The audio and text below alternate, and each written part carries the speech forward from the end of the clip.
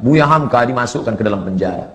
Naik tapak kaki sepatu ke atas meja. Buya Hamka duduk. Ditunjuk dengan telunjuk hina. Hei Hamka, pengkhianat negara, mau menjual NKRI ke Malaysia. Sampai terlintas di hati Buya Hamka, nampaknya pisau silet di tepi penjara. Hamka, ambil pisau silet itu, potong saja ke tangan. Tak ada gunanya kau hidup. Di Maninjau kau bergelar datuk, di Masjid Al-Azhar kau bergelar Buya Doktor dari Al-Azhar. Tak ada gunanya kau hidup dihina. Itu saking sakitnya hati Buya Hamka, dituliskannya dalam buku Tasawuf Modern. Beli Tasawuf Modern. Buya Hamka ketika mau meninggal minta bawakan, nak tolong ambilkan Tasawuf Modern, aku mau mengenang sakitnya di penjara. Waktu sakitku makin parah, kata Buya Hamka, dipindahkan aku ke rumah sakit hadiah dari pemerintah Rusia di Jakarta, namanya Rumah Sakit Persahabatan. Disitulah Buya Hamka sampai akhirnya PKI tumbang dan Buya Hamka keluar. Buya Hamka tetap berdakwah, jadi imam ceramah. Ketika dia sedang duduk di rumah, datanglah orang membawa secari kertas. Assalamualaikum Buya. Waalaikumsalam. Tolong baca kertasnya. Apa isinya? Kalau aku mati nanti, tolong yang menyolatkan jenazahku adalah Hamka. Yang menyiksa, yang memenjarakan Buya Hamka selama 4 tahun itu akhirnya mati juga. Saya waktu itu penasaran, mau tak Buya Hamka ini? Mau tak? Mau Buya Hamka. Di situ kesal saya tutup buku itu. Kok mau dia? Kok mau Buya Hamka? Andai saya lah itu, disiksa orang saya, lalu datang utusannya, andai aku mati, tolong yang mengimamiku Ustadz Abdul Somad, cari Ustadz Abu. Aku tak mau, sampai mati takkan kusolatkan. Barulah saya sadar betapa lembutnya hati Buya Hamka. Lunak Buya Hamka. Dia tak pernah di Al-Azhar. Sekalipun dia tak pernah Azhar. Tapi Al-Azhar memanggil dia. Memberi dia gelar doktor. Tak pernah kuliah di Azhar. Ustadz Somad 4 tahun di Azhar. Balik LC.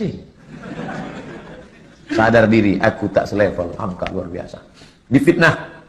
Bersebar info seluruh Indonesia bahwa Hamka plagiator. Plagiator. Novelnya itu katanya diambil dari Al-Manfaluti, sastrawan Mesir. Ditulis di harian Lekra, PKI punya. Siapa yang memfitnah dia? Pramudia Anantatur, Pram. Buya tak melawan, diam. Akhirnya isu itu hilang, PKI jatuh, NKRI tetap tegak berdiri, dan tak lama sesudah itu datang perempuan bermata sipit dengan suaminya, mu'alaf, mau masuk Islam. Assalamualaikum. Waalaikumsalam. Kamu siapa? Nama saya. Enggak.